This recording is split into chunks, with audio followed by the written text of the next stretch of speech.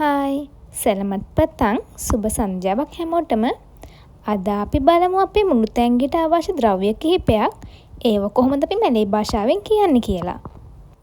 මේ තියෙන්නේ අපේ 9 වෙනි පාඩම. පළවෙනි පාඩම් අට මගරුණු කෙනෙක් ඉන්නව නම් බයෝ එකේ තියෙන ලින්ක් එකට ගිහිල්ලා YouTube එකෙන් මේ පාඩම් අටම වලට බලන්න පුළුවන්. අපි බලමු අද අපේ පළවෙනි වචනය බරාස්. බරාස් කියලා අපි කියනවා සහල් වලට. එහෙමත් නැත්නම් හාල්. බරාස් කියලා අපි මැලේ භාෂාවෙන් කියන්නේ හාල් වලට. ඊළඟ වචනය නාසිපුතේ. නාසිපුතේ. මෙතන අල් හයන්නක් ප්‍රනවුන්ස් වෙනවා. නාසිපුතේ කියලා අපි මැලේ භාෂාවෙන් කියන්නේ සුදු බත් වලට. නාසි කියන්නේ අපි බත් වලට. මැලේසියාවේදී අපි රොටි කියලා කියන්නේ පාන් වලට. මේක ඔයාලා හොඳට මතක තියාගන්න ඕනේ. මැලේසියාවේදී රොටි කියලා කියන්නේ අපි පාන් වලට. හැබැයි රොටි චනයි කියලා අපි කියන්නේ පරාටා වලට. රොටි චනයි පරාටා. අපි බලමු ඊළඟ වචනය මී. මී කියලා අපි මැලේ භාෂාවෙන් කියන්නේ නූඩල්ස් වලට. මේක ඔයාලා පටලවා ගන්න එපා. මේක ලංකාවේ කොත්තු මී වගේ නෙවෙයි. මේක නූඩල් එක. මේකේ නූඩල් වර්ග කිහිපයක් තියෙනවා. අපි බලමු. පළවෙනි එක මී ගෝරෙන්, දෙවෙනි එක මීහුන් ගෝරෙන්, තුන්වෙනි එක මී සොප්, හතරවෙනි එක මී සගර. ඊළඟ එක තප්පුන්. තප්පුන් කියලා අපි කියන්නේ පිටි වලට. පිටි වර්ග කිහිපයක් තියෙනවා. අපි බලමු ඒවලට මොනවද කියන්නේ කියලා. පාන් පිටි වලට හාල් පිටි අරන් යන්නේ නැතුව, හාල් පිටි වෙනුවට කෝන්ෆ්ලවර් අරන් යන්නේ නැතුව මේ වචන ටික හරියටම ඉගෙන ගන්න. තප්පුන් ගණ්ඩුන්. තප්පුන් ගණ්ඩුන්. තිරිඟු පිටි. තප්පුන් බරාස්. තප්පුන් බරාස්. ඒ කියන්නේ හාල් පිටි. තප්පුන් ජගුන්. තප්පුන් ජගුන්. කෝන්ෆ්ලවර්. ඉරිඟු පිටි.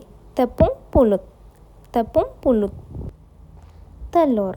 තලෝර් කියලා අපි කියනවා බිත්තර වලට. තලෝර්. ඊළඟ එක කන්තං. කන්තං කියලා අපි කියන්නේ අල වලට. කන්තං. ලුණු වලට අපි කියනවා බවං. බවං මෙරා කියලා අපි කියන්නේ රතු ලුණු වලට. බවං මෙරා. ඊළඟ එක බවං පුතේ. බවං පුතේ. බවං කියන්නේ ලුණු වලට, පුතේ කියන්නේ සුදු පාටට. සුදු ලුණු වලට තමයි අපි කියන්නේ බවං පුතේ. බවං පුතේ. ඊළඟ එක හලිය. හලිය. අපි හලිය කියලා කියන්නේ ඉඟුරු වලට. හලිය ඉඟුරු. ඊළඟ වචනය ගරම්. ගරම් කියලා අපි මැලේ භාෂාවෙන් කියන්නේ ලුණු වලට. ගරම්. ගරම් කියලා අපි මැලේ භාෂාවෙන් කියන්නේ ලුණු වලට. ඊළඟ වචනය ගුල. මේක ගුලා නෙවෙයි. ගුලා කියලා අපි කියන්නේ ටොෆි වලට. සීනි වලට අපි මැලේ භාෂාවෙන් කියන්නේ ගුල. ගුල. ගොඩ දෙනෙක් වරද්ද ගන්න මස් වර්ග කිහිපයක් අපි බලමු. ඩගින් ලම්බු. ඩගින් ලම්බු. ඩගින් කියලා අපි කියන්නේ මස් වලට. ලම්බු කියලා අපි කියන්නේ හරකට. ඩගින් ලම්බු කියලා කියන්නේ බීෆ්. එහෙමත් නැත්නම් හරක් මස් වලට. ඊළඟ එක ඩගින් කම්බින්. ඩගින් කම්බින්. ඩගින් කියන්නේ මස් වලට, කම්බින් කියන්නේ එළුවට. එළු මස් වලට තමයි. එහෙම නැත්නම් මටන් වලට තමයි අපි කියන්නේ ඩගින් කම්බින් කියලා. ඊළඟ එක අපි බලමු ඩගින් අයම්. ඩගින් අයම්. අයම් කියලා අපි කියන්නේ කුකුල් මස් වලට. ඩගින් අයම්. ඊළඟ එක ඉකන්.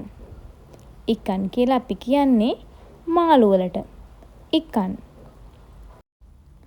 එළවලු වලට අපි මැලේ භාෂාවෙන් කියන්නේ සයුර්. සයුර්. එළවලු වලට අපි මැලේ භාෂාවෙන් කියන්නේ සයුර්. මෙතන එක වැරයක් දක් තියෙනවා. වෙජිටේබල්. මේ කියන්නේ එක එළවලුවකට තමයි අපි සයුර් කියලා කියන්නේ.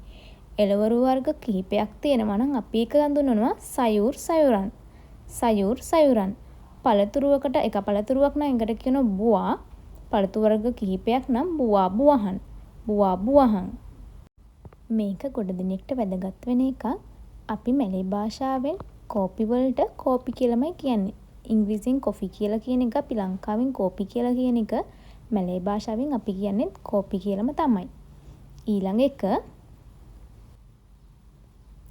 තේኦ. තේኦ කියලා අපි කියන්නේ ලංකාවේ ප්ලේන් ටී එකට, කහට එකකට සීනි කලවම් කරලා දෙනකොට ඒක අපි මැලේ භාෂාවෙන් කියන්නේ තේኦ. තේ තාරෙක්. තේතරේ කියලා කියන්නේ කිරි එකකට. හැබැයි මේකට පිටි දාන්නේ නැහැ මැලේසියාවේ. මේකට දාන්නේ ටින් කිරි. ඔයාලත් මේ හැමදේම try කරලා බලන්න. bye.